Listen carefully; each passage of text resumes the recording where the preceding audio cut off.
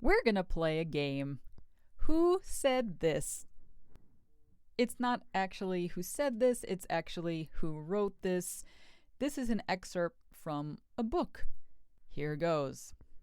I have seen marital relationships where the woman deliberately baited her husband until he hit her. This is not true in most cases of domestic violence, but it does occur. Why, one may ask, would any woman want to be hit?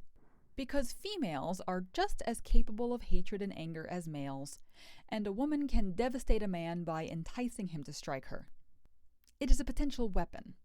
Once he has lost control and lashed out at his tormentor, she then sports undeniable evidence of his cruelty. She can show her wounds to her friends who gasp at the viciousness of that man. She can press charges against him in some cases and have him thrown in jail. She can embarrass him at his work or in the church. In short, by taking a beating, she instantly achieves a moral advantage in the eyes of neighbors, friends, and the law. It may even help her justify a divorce, or if one comes, to gain custody of her children. Remember what the Japanese sneak attack on Pearl Harbor did to American morale and unity? It solidified our forces and gave us a cause worth fighting for.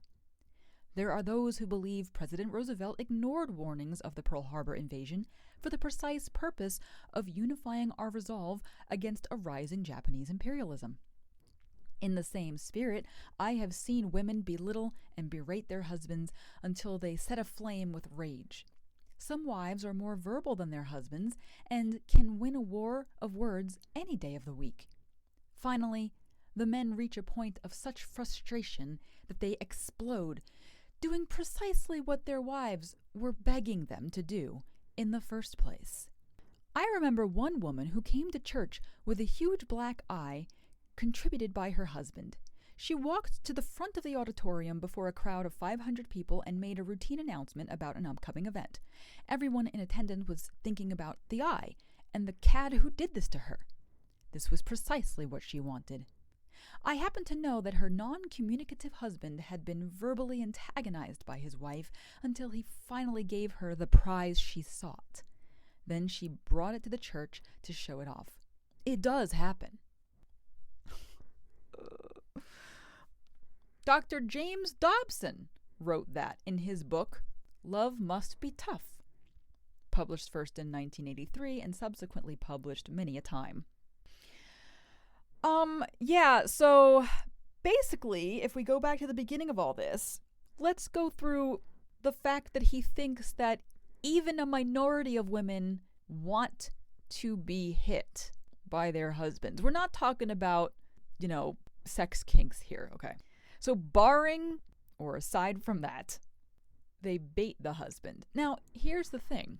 He also says the thing like, once the man has lost control and lashed out at his tormentor, Dobson is alleging that a man who hits his wife cannot be classified as an abuser. If a man thinks that the only way he can stop his tormentor, and the woman is annoying, why isn't the man going to a counselor, a pastor, a friend? Why isn't he talking to her friends? Being like, am I missing something? Am I not communicating right? Can you help me out here from a woman's perspective? No, God forbid a man ever ask a woman's perspective. Why aren't those things happening? Because a man is not going to be able to help himself. He cannot be held accountable. Even if Dobson wanted to say, look, some women like it, but the man still has to control himself because he shouldn't be encouraging this twisted idea of enjoyment.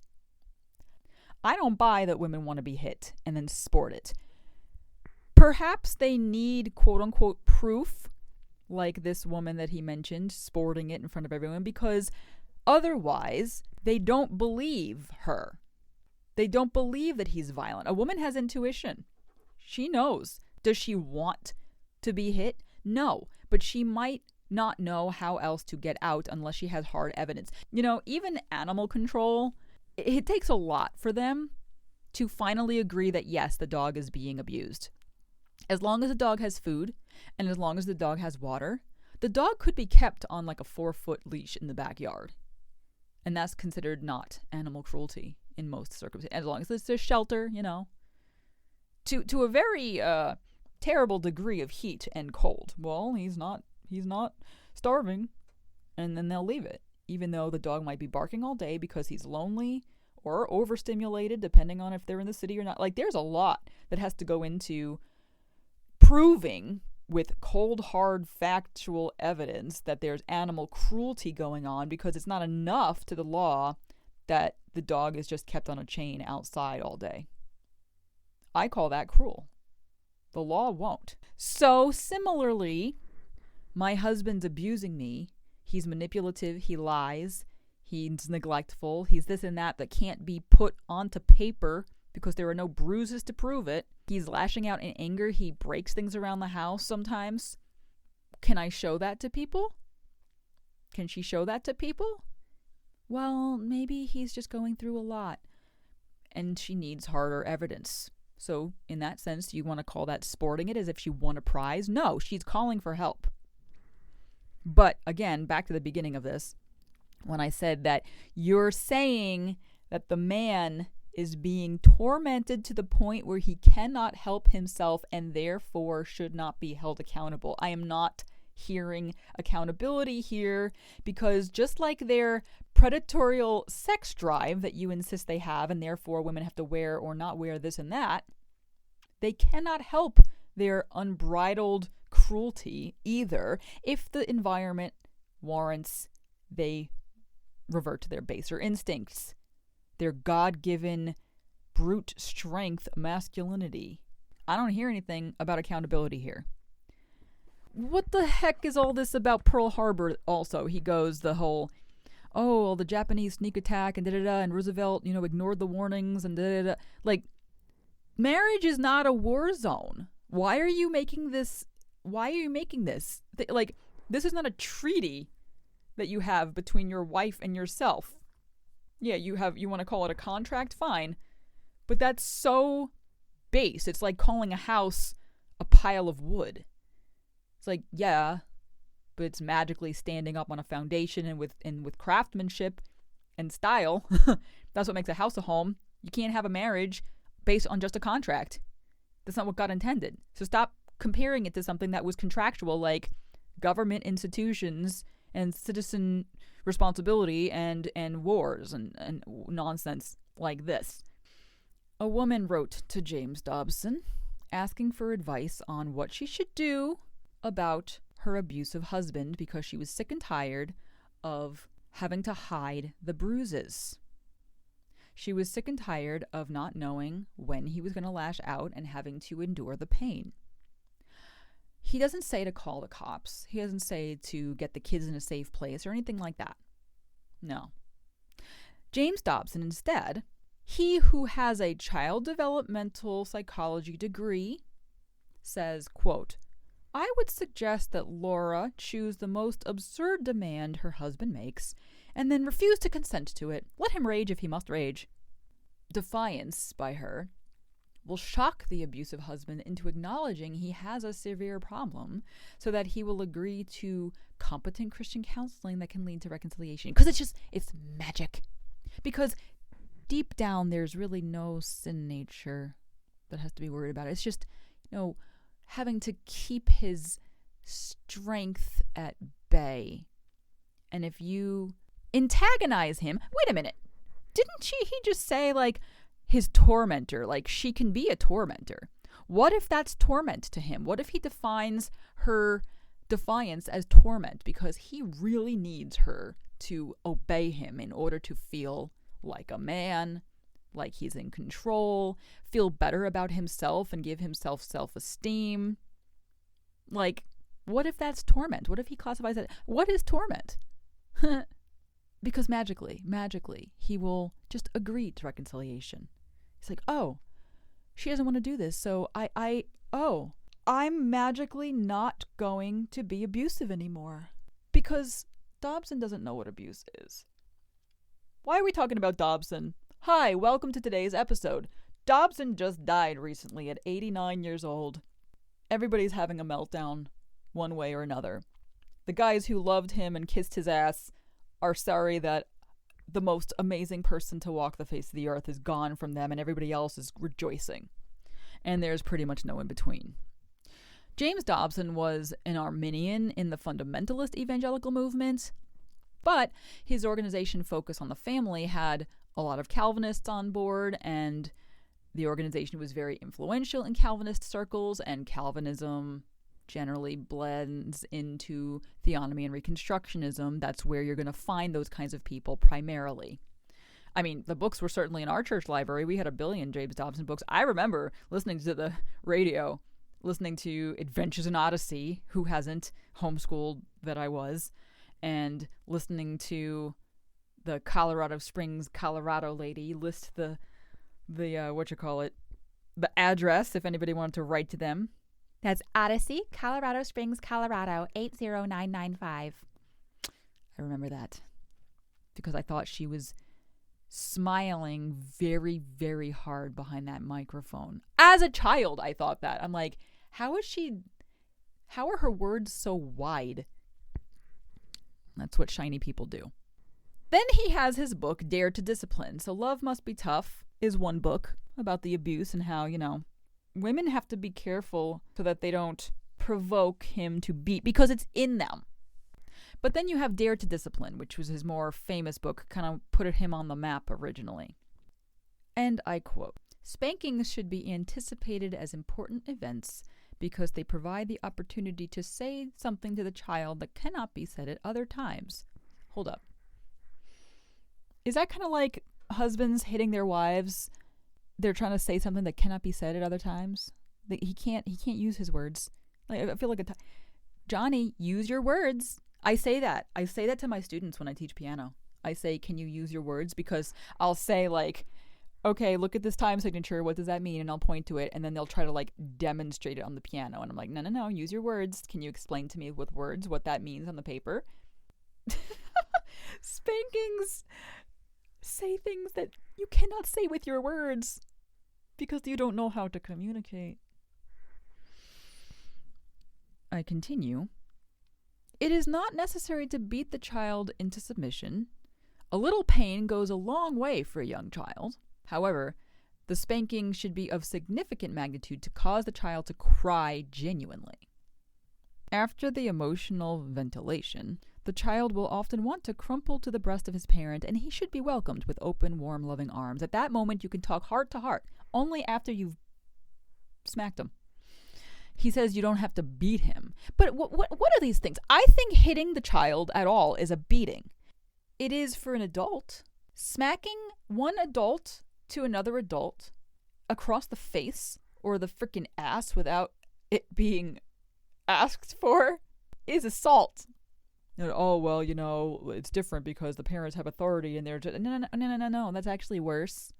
I mean, you do the studies. I can go into a whole thing about, like, all of the results, just like purity culture came full circle, all the results of corporal punishment are now in psychological data. And we see a generation of what has been called the snowflake generation, aka millennials, who are so bad at emotionally regulating, who are so bad at communication, who are so bad at taking responsibility, and people say, oh, because people were easy on them. No, dude, we had the boomer parents. We had the parents that weren't ever friendly to us. And you're concluding that it was because we weren't beaten enough? No, like, what are you on? We're literally the product of the experiment. And you're saying we're not the product of the experiment. After the emotional ventilation, okay, then you can talk heart to heart. You can tell him how much you love him and how important he is to you. Hit him, make him feel pain. I mean, if you haven't guessed, I'm very anti-spanking, period. I do not find it biblical. Read Thy Rod and Thy Staff. I forget the author's name. His last name is Martin. I honestly feel like I want to say it's Steve Martin. It might be Steve Martin, but that's also an actor, so I'm getting a little confused. Hold on, I'll pull it up for your convenience. Samuel Martin. Okay. It wasn't Steve Martin. All right. Yeah. That's a fantastic book. I was very against the concept until I read this book, and there are a myriad of others. And God's not just, like arbitrary. he doesn't just make homosexuality a sin and then make it so that every time people engage in homosexuality, they benefit from it. No, there's embedded consequences in nature. There's AIDS. There's STDs if your extramarital sexual partners are abundant, Like, there's embedded consequences. There's embedded consequences for, littering. You ruin the ecosystem with animals dying out, whatever. We have pornography. Your brain will change. This is documented. You all agree with this. It will be a lot harder for you to be attracted to what you should be attracted to. There's documentation for that. There's physical documentation, like scientific research for now spanking, corporal punishment / authoritarian parenting, increasing anxiety, increasing depression, increasing self-efficacy problems, increasing laziness because nobody can start anything because they have such a low value upon themselves. It's abundant. There's actually gray and white matter differences between people who are raised in authoritarian spanking homes and not. All kinds of nonsense. I'm pretty sure that if we were supposed to practice corporal punishment and parent authoritarianish the way that we are currently doing it, if we were supposed to do all that, there wouldn't be these embedded natural consequences that are detrimental to the human race and the spirit of mankind. I don't believe God works that way. He's not telling us to do this uphill battle. If we obey, we thrive. That is a basic elemental promise that permeates everything in Scripture. So we got to be doing something wrong. Now, obviously, it's not like, oh, well, I don't feel good when, I deny my flesh, so I'm just going to be... We're not talking about that because there are still embedded consequences to that. You party all night because you want to party all night. At some point, you're going to have a trashed liver. There are still embedded consequences despite your temporary gratification. We're not talking about that. There are embedded consequences that long-term studies have determined already, and so therefore, something is wrong. We have been misunderstanding it. We misunderstood that the earth is not flat, it's round. And it explained a lot of damn stuff, okay? Thy Rod and Thy Staff by Samuel Martin is a great place to start. He's a Christian with the Jewish upbringing, and he's fluent in the Hebrew language. What I'm saying is back to the Dobson situation. He is trying to say, even if you do agree with corporal punishment, I just don't see how you can. But he's saying that you have got to make the child believe that hitting someone and extracting pain from that smack equals love. You wonder why so many people are abusive and gravitate toward abusive adults. Because that, just like John Piper did, which I've talked about in the past, is trying to equate spanking with love. And I still have to go back to this because, spare the rod, spoil the child. Okay. It's, in context, it's a pedagogical situation where Jewish pedagogues would beat rebellious young adult males, not toddlers who are trying to figure out the world and primarily need to know God's love through the parents' representation of God. That's what they need to know first. God showed us love first and cleaned us up later. So he is trying to say that, you can only talk, you can only use your words when you've completed making them cry genuinely in pain at the fact that their parents, who are standing in the place of God, has smacked them and then calls it love. I'm sorry, man. You wonder why there's abuse like this all over the place in the Christian circles, especially fundamentalist groups, because this is the idiocy going on. But it's not just spanking, though. He suggested other things that you can do to extract cooperation. I will suggest one, he writes. There's a muscle lying snugly against the base of the neck. Anatomy books list this as the trapezius muscle, and when firmly squeezed, it sends little messengers to the brain saying, "This hurts. Avoid reoccurrence at all cost. The pain is only temporary. It can cause no damage." So force them into submission by squeezing the back of their neck. Because you can't use your words. It's all about really creating a bunch of robots that do the things. There's no relational component. And so when the kid is annoying to you, use physical force. Just like when the wife is annoying to you, you can do nothing else but revert to physical force. And then it's not your fault. She was asking for it. Just like the kid who's rebellious, who's asking for physical pain. They're not actually asking for physical pain. What they're asking for, and they don't even know it, is a relationship.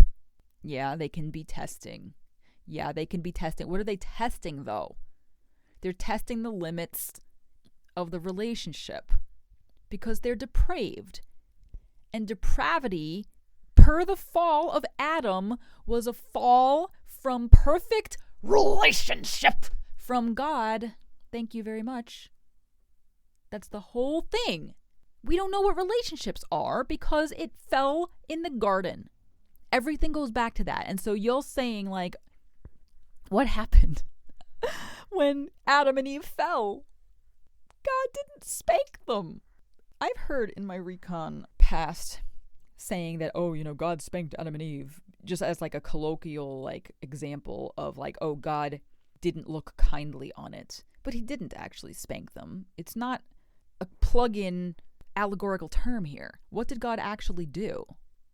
He made them clothes, first of all. He made them clothes. He gave them something. That was before they got driven out of the garden. That was before the consequences of their actions. God gave them something to solidify the strength of the relationship was still there because, no, I'm not going to let you wallow in your fig leaves. I'm going to give you something better. Something you don't deserve right now at all because the relationship is what's most important. And then you will be spanked. No, actually, they will be driven out of the garden. If God says something, he's going to follow through. I said that if you climb on the counter to get the cookie jar and I catch you, there's going to be consequences for it. Now you're not allowed to come in the kitchen anymore. It's not, oh, I caught you climbing on the counter for the cookies and I'm going to smack you and then send you out. Explain. God didn't particularly ask, like, oh, why did you do this to Adam and Eve? Sometimes parents do that. They say, like, oh, why did you do this, Johnny? Like, it doesn't really matter. They did it because they're sinners, okay? They did it because they're testing the limits of their depravity. But God didn't just say either, I don't want to hear it, get out. No, there was a communication going on. What's going on here? Who said you could be on the counter? Who said you could? Did I not say? Did I stutter? Excuse me, what are you doing? That conversation happens. No, you can't be in here anymore. No, give me the cookies. Get out. No, now, this is what's going to happen. You can't come back in here. No, now you can't have cookies the rest of the week. No, that's what I said. Some people might call that kind of conversation negotiation. I don't negotiate with my kids. Oh, I'm sorry. Did God not negotiate? Now, I think we think of negotiate as we're making deals and the kids have input. That's not really what it is, at least for this purpose. There's communication that goes back and forth. God didn't say, I don't want to hear it when Adam and Eve. No, he actually asked Adam and Eve a question and let them answer, as stupid as it sounded. And it went back and forth for a good minute. Okay? That is our example. God didn't chop a limb off. God didn't spank their ass. Okay? Thank you. And the rod, you can just read about that. Like I said, I'm already way too in the weeds about corporal punishment than I want it to be, but okay. You don't squeeze their neck either. Dobson. Now let me explain why Dobson is doing a lot of this. Focus on the Family was an organization where he wanted Christians to focus on the family. So you have all these different ways to get your kids in line, which, they weren't exactly out of the norm of what was in vogue at that time. But let's put that on the back burner for a minute. Remember, focus on the family. It was about focusing your Christian duties to invest in the family. Allegedly. We're going to unpack this. Do you know who Dobson's mentor was? His mentor was a Mr. Paul Popenoe. Paul Popenoe was an atheist. He was a leading eugenics expert. Oh, he was very influential in the 1930s for forced sterilization of minority races.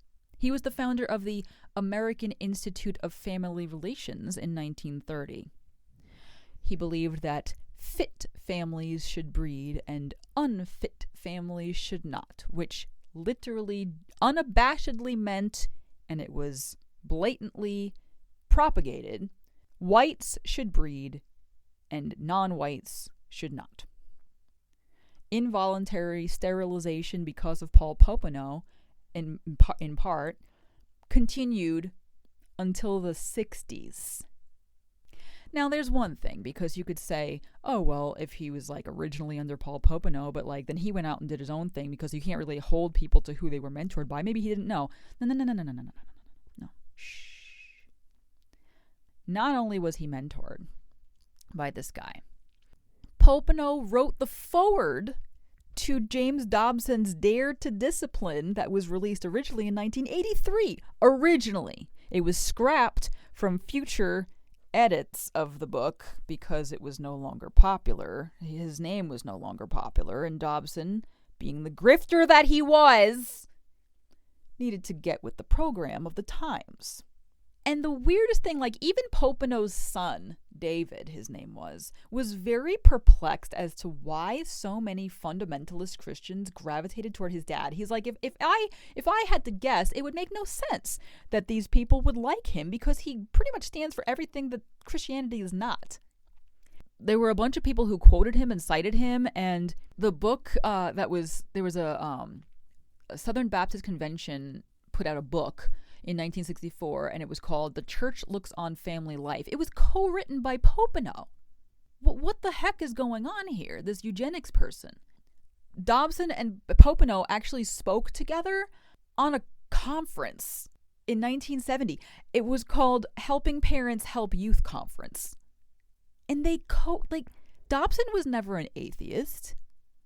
Why were they partnering, and why did Popenoe get his greasy little fingers into all of these things as such a terrible human being who was eradicating millions and millions and millions of potential babies, not through abortion, but the potential of the races continuing the way God would intend, mutilating these people? Why would Dobson adhere to this person?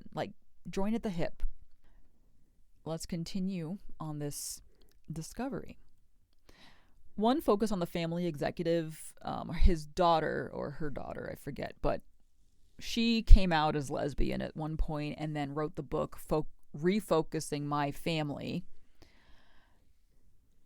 Recently it came out and it has a different title. It's called Out of Focus. But she says that Popenoe's racist, homophobic, whatever, patriarchal ideal that healthy white people should be the superior race not only influenced Hitler and the Third Reich, but it continues to influence millions of evangelicals today due to the global influence that focus on the family maintains.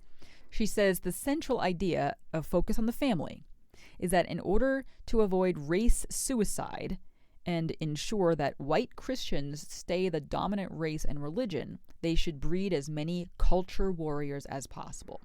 Now, at first glance, you'll be like, oh, well, she just came out as a lesbian and left and nobody cared. Okay, well, interesting that would be your first gut reaction. You hold that, too, in the back of your mind as we continue. I submit to you, and we're only scratching the surface right now, the religious right, as we know it, and that includes the fundamentalist group and most of the recons, was born out of the eugenics movement. Popenoe and Dobson got along primarily not because Dobson was overt about his white supremacy, but because Popenoe published Christian values in his eugenics propaganda. Because, for example, don't look at pornography, Popenoe would say. Why? Because it weakens the white's desire to have sex because they're satisfied with the porn. They don't have any drive anymore. Do not masturbate. Same issues there. Don't do homosexuality because that's going to give you AIDS and wipe out the white race. For Popenoe, these were not assault on God's character. Pornography, none of it was an assault on God's character. Popenoe was against it because these things hindered white reproduction. So this is also why he and Dobson spoke against interracial marriage. They didn't use that word. They used the code word compatibility, and that is still used today. Oh, well, the marriage wouldn't be compatible. Why? Because I have more melanin than you. So Popenoe's solution was enforced sterilization, which of course ended up falling out of favor with the public. But Dobson, with his morally coded way, decided that the issue would be, for him, forced patriarchy. Patriarchy would keep women from single motherhood and poverty, which would weaken the white race. Now, back up here, because I know that a lot of you are pulling your hair out that I'm saying these things. Other than I don't care, let me just make it very clear that when you read articles about this, like I did a lot of damn research here, folks. When you read a lot of articles like this, many of the articles are from the left who, ironically, they can't see that abortion was also born out of eugenics, and yet they're pro-abortion and they're anti-forced sterilization at the same time, so whatever. But I don't know. Is that consistency really worse? Or is it worse that Christian nationalists are becoming consistent with their eugenics roots, like the guy a while ago I talked about who posted that he cares more about his born children than the wicked's unborn ones, and therefore would vote for Trump despite Trump drafting the GOP platform that took sanctity of life at conception out of it. Because some kids are more equal than others. He didn't say it like that, but that's what he was saying. So, really, which is worse? The fact that we expect the wicked to be inconsistent because they have no moral foundation? I expect that. So that doesn't surprise me. That doesn't make me mad. Because I expect it. What makes me madder is the fact that Christian nationalists are consistent with their eugenics roots. They're literally saying it. Look, okay, if someone has your kids at gunpoint, save your own kids before somebody else's, that's good stewardship. But the guy voting for Trump, that wasn't a choice that he was forced to make. It just went along with, I would prefer the white kids who already don't engage in as much abortion to be free little flowers. Because I don't really care about what the minorities do. The impoverished peasants that they are.